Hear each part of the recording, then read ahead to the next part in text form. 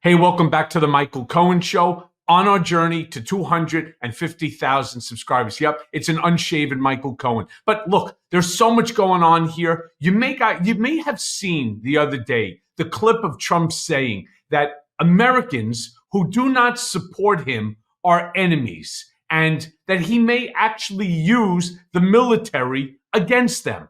Let's play this clip and hear my reaction. Are you expecting chaos on Election Day? No, I don't think so. Not from the side that votes for Trump. But I'm just wondering if these outside agitators will start up on Election Day. Let's say you win. I mean, let's remember you've got 50,000 Chinese nationals in this country in the last couple of years. Yeah. You have people on the terrorist watch list, 350 in the last couple of years. You've got, like you said, 13,000 murderers and 15,000 rapists. Right. What are you expecting? Joe Biden said he doesn't think it's going to be a peaceful Election Day. Well, he doesn't have any idea what's happening in all fairness. He spends most of his day sleeping. I think the bigger problem is the enemy from within, not even the people that have come in and destroying our country. By the way, totally destroying our country. The towns, the villages, they're being inundated. But I don't think they're the problem in terms of Election Day. I think the bigger problem are the people from within. We have some very bad people. We have some sick people, radical left lunatics. And I think they're and it should be very easily handled by, if necessary, by National Guard, or if really necessary, by the military, because they can't let that happen. They can't let what happen? If you think about what Donald just said there, that's not the words of a president or a, God forbid, presidential wannabe, right? These are the words of an authoritarian, of a monarch, of a dictator, of the Fuhrer, right? That he doesn't like the radical left. Talk about how crazy this is. They start, Maria Bartiromo asks him a very important question, which is about foreign individuals in the country. But he turns that automatically into a grievance, one of his own gripes. And what is that? The fact that there's the left that doesn't agree with just about anything that comes out of von Schützenpants's mouth. You see, calling him von Schützenpants would end up getting the military or SEAL Team 6 or the National Guard come knocking at your door to turn around to say, hey, you are in violation of the Donald Act, which is anyone that does or says anything that he deems negative to him, you could now be punished. Punished in what way? Punished by being thrown back into prison. And we're going to get to that in a minute. But look, this whole thing is so crazy. Now I want to show you a powerful clip, a really, truly powerful clip of Vice President Harris talking just about this exact topic in Greenville, North Carolina the other day. Play that clip. So much is on the line in this election, and this is not 2016 or 2020. The stakes are even higher because a few months ago, the United States Supreme Court basically told the former president that he would effectively be immune from whatever he does in office.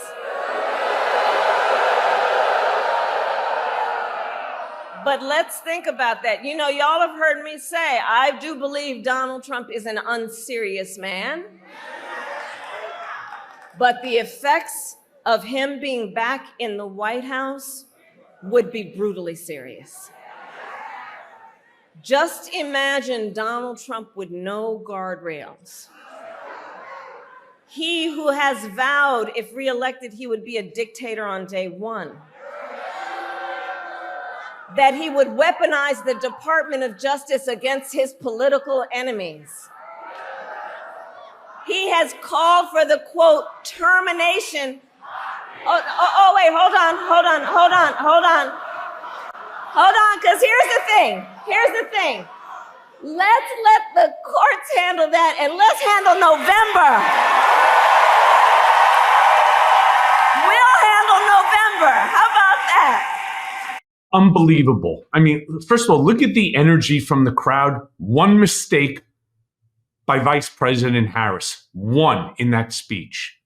That Donald Trump would weaponize the Department of Justice and that he would use all the levers of power of government within which to punish his critics. That word should not be would. Did.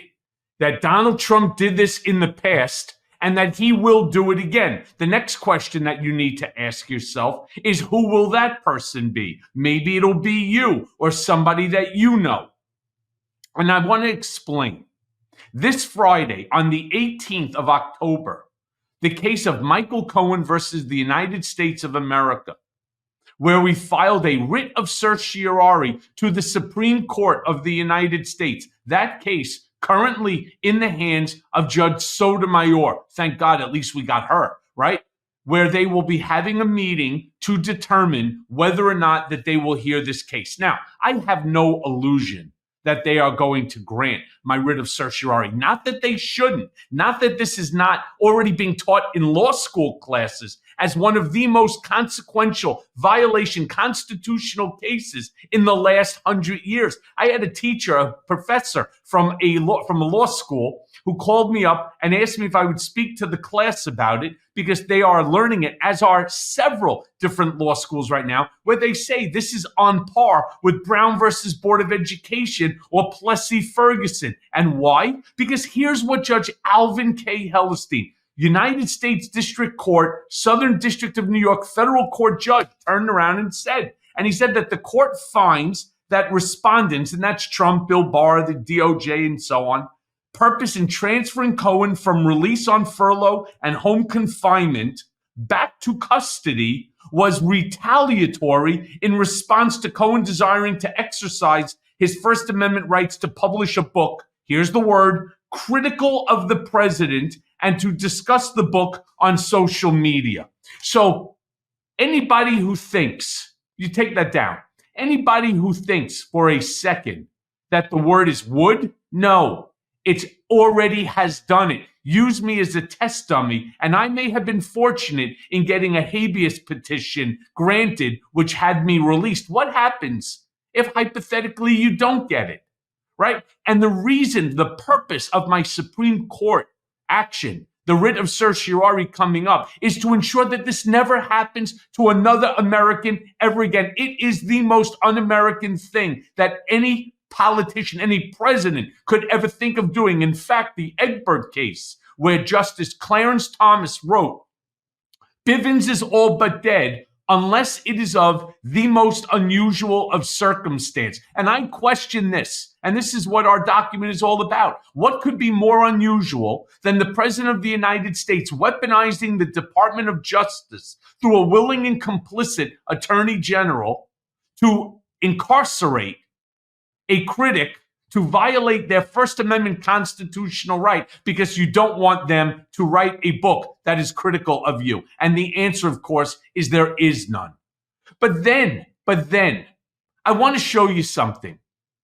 I want to show you a clip from CNN, Jake Tapper, where he's speaking to Glenn Youngkin, who's the governor of Virginia, about the earlier Trump clip, where Trump just talks about this.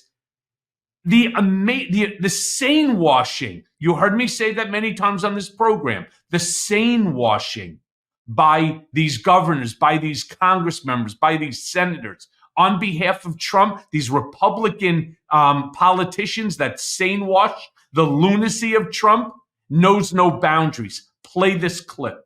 Had senior people from our national security apparatus say that there's 15,000 violent felons in the United States. They have no idea where they are. That is what I believe the president is referring to. I don't think that he's referring to elected people in America.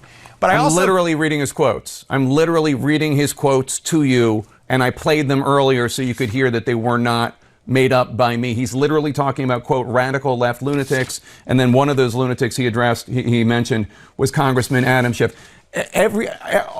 Criminals should be locked up.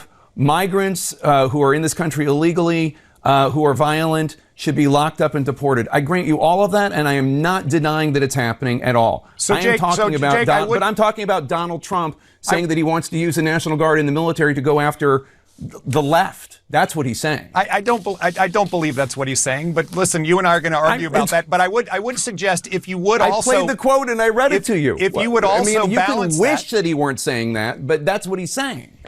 Jake, all the time people are taking little snippets of content and turning it into a big narrative. I think exactly what he's concerned about, because I've heard him express it before, are the number of national security risks, violent criminals, and folks who are coming into this country where we don't know where they are, that are committing crimes and put people's safety at risk. And I do think... Unbelievable. Unfucking believable. Jake Tapper is reading him the specific and exact quote.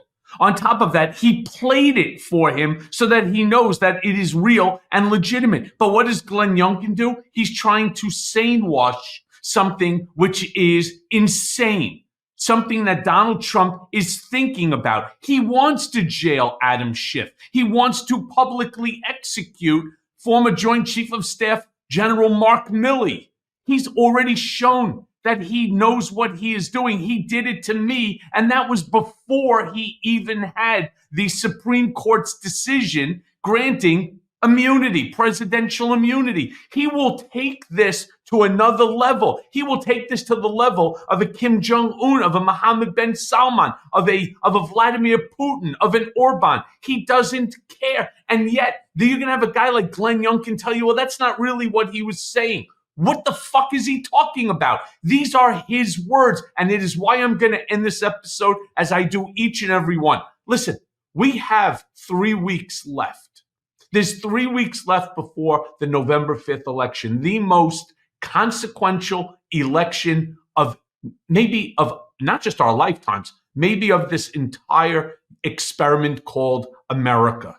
And it's why I am saying make sure, and I'm urging each and every one of you, the only way that Trump wins is apathy, that we don't get out and we don't vote. Because if we do, the choice is clear. It's Harris Walz 2024. So make sure you go to vote.org, make sure you're registered. And if you can't get to the ballot right now, go ahead and request an absentee ballot. Make sure your voice is heard and make sure that you vote Harris Walz 2024. Hey, everyone. First of all, thanks for watching. I mean, we're going to be posting daily episodes with reactions and talking about politics. We'll be talking about everything, in fact. So please like and subscribe. Join us on this journey.